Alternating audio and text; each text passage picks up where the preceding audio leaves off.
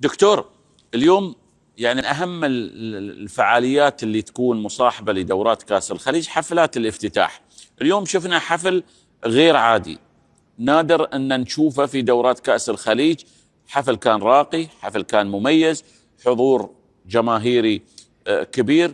العراق غابت عن الأحداث اللي مثل هذه، لكن تعود من البوابة الكبيرة. كيف توصف لنا الحدث هذا؟ أول شيء بسم الله الرحمن الرحيم. أول شيء حفل استثنائي، جمهور استثنائي، ملعب عالمي، تنظيم استثنائي. هاي في البداية.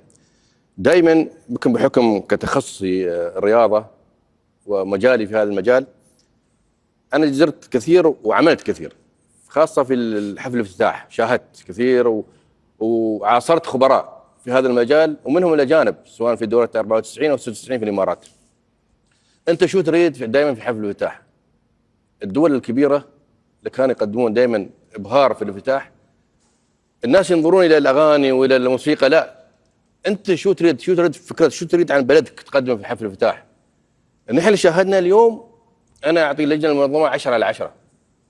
ما أعطيهم بس فقط على التنظيم أو على الحفل، أعطيهم على الفكر اللي يريدون هم، شو يريدون يقدمون للعالم، شو العراق، شو الرسالة؟ شو الرسالة هاي رسالة اليوم كانت إن العراق حضارة، مهد الحضارات كدولة عربية. دولة العراق يعني بلد الحضارات وحضارة وادي الرافدين.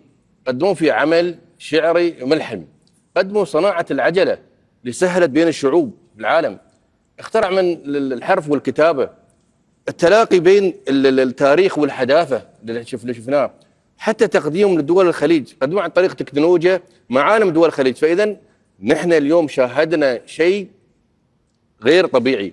انت تعرف ان بعد 43 يمكن دول الخليج او الدول العربيه كل سنتين كل 4 سنوات يقدمون بطولات سواء في اسيا او دول الخليج، لكن بعد 43 عام انك تي وما عندك ولا ممارسه رياضيه في بلدك وتقدم هذا شاهدنا احنا اليوم. انا اعتقد تنظيم مبهر عالمي وعلى اعلى مستوى اللي شاهدناه احنا اليوم. عمليه مو بسهله، يعني العمل في خاصه في حفل الافتتاح حمل ثقيل على اللجنه، على اخواني في اللجنه المنظمه وعلى الدوله. قدموا رسالة يعني بطريقة مبسطة جميلة، الكل اليوم اللي شاهد اليوم يشيد في العراق.